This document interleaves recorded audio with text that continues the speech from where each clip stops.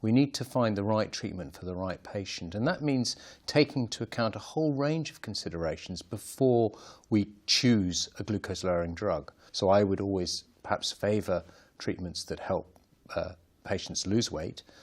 We also need to consider things like renal function, because some drugs accumulate in renal failure, or the dose needs to be adjusted if renal function is impaired or they don't work. For example, some agents don't work so well in patients with renal impairment.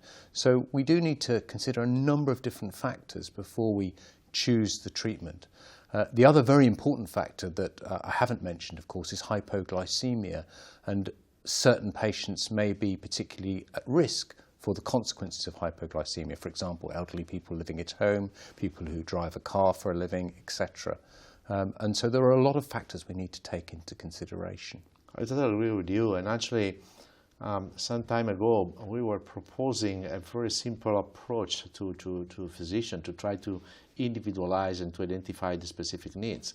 And some of them have been mentioned to you, and actually we were suggesting to follow the first letters of the alphabet, A, B, C, and D, because A stands for age, B for the body weight, C for complication or comorbidities. And among the comorbidities, I think what's very important is to consider also the presence of cardiovascular condition, which is very frequent in our individuals. And D, which stands for the duration of diabetes. So I think that we have some elements that we needed to take into consideration to try to identify and to individualize, personalize the treatment.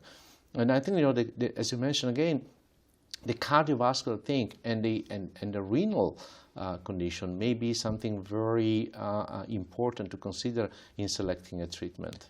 Absolutely, and of course we now had this new data with empagliflozin from the EMPA-REG outcome trial that shows reduction in cardiovascular mortality in patients with type 2 diabetes, and so that becomes a very important consideration for those patients who are at particularly high risk.